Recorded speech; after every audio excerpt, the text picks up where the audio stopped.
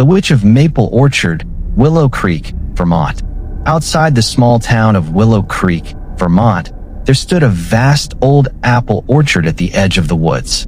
One evening, the townsfolk gathered at the local diner, debating an old legend. "I've lived in this town for years," said Jacob, "but I've never seen this so-called witch with my own eyes. I think people just love spreading fear and treating old stories as fact." "I'm not joking, Jacob," replied Daniel. "My uncle went near that orchard 20 years ago. They found his body the next morning. His face was frozen in pure terror. The whole town shook seeing it." "I've heard these stories since I was a kid too," said Sarah, "but there's never been solid proof.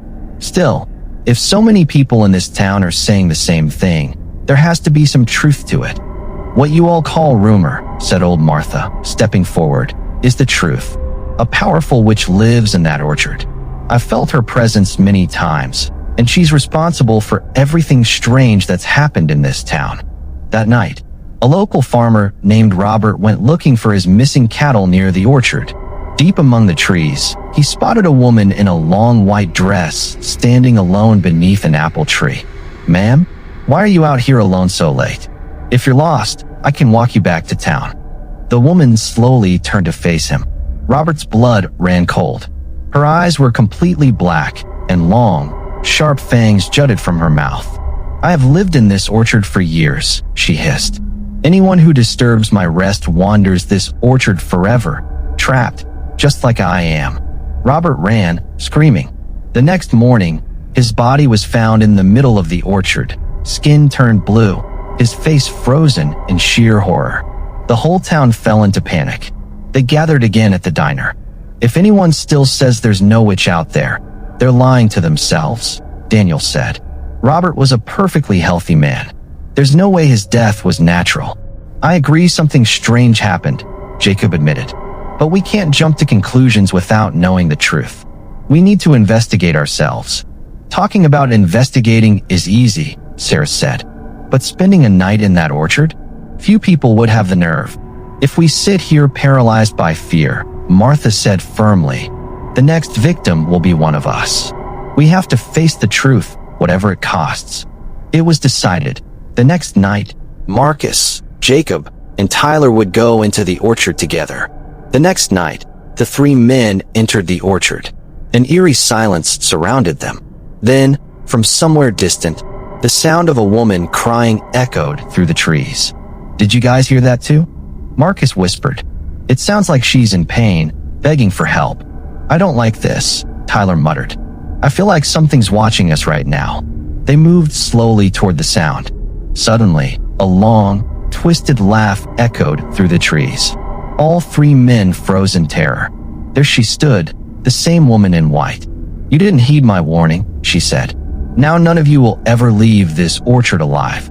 "Whatever you are," Jacob said, steadying his voice, "we're not afraid of you. If you've been hurting this town, tonight we're going to find out the truth." A violent wind tore through the orchard. Then she let out a horrifying scream that shook the entire grove. The three men collapsed, unconscious. When they woke, it was morning. The witch was gone, but the ground around them was torn apart, gouged deep in several places, as if something with long claws had dug into the earth again and again. "I've never seen anything that terrifying in my life," Marcus said shakily. "I'm certain now. Everything this town has said for years was true. When she came flying at us," Tyler said, "I thought we'd never make it out alive. There was nothing in her eyes but hatred and death."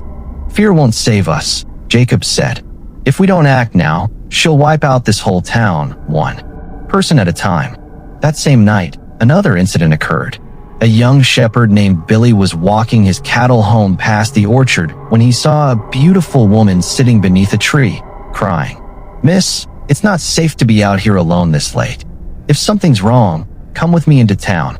People there will help you." The woman slowly lifted her head. "You humans never learn," she said.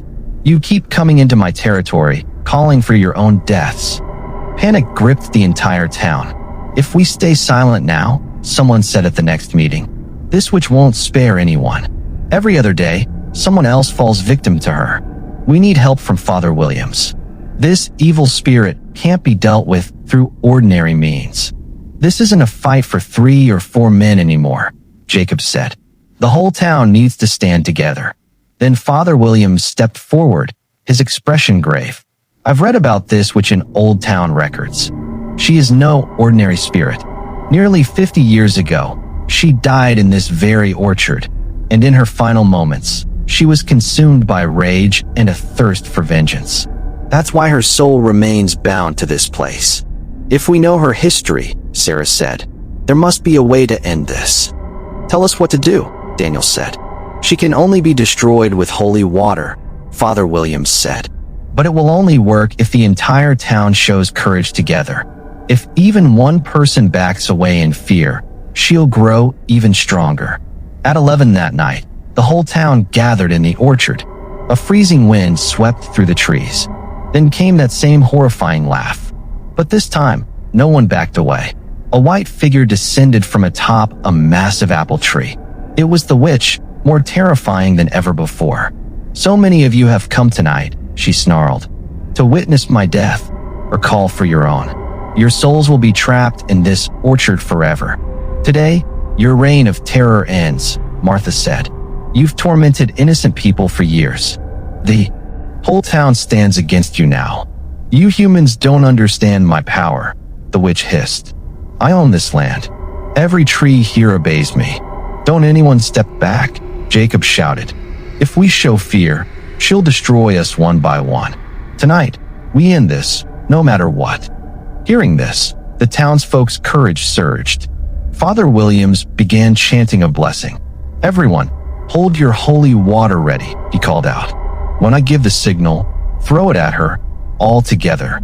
The witch laughed loudly, then rose into the air, hovering over the crowd. Her screams shook the entire orchard. Suddenly, she seized Tyler, lifting him several feet off the ground. Help me, Tyler gasped. Her grip is so strong, I can't breathe.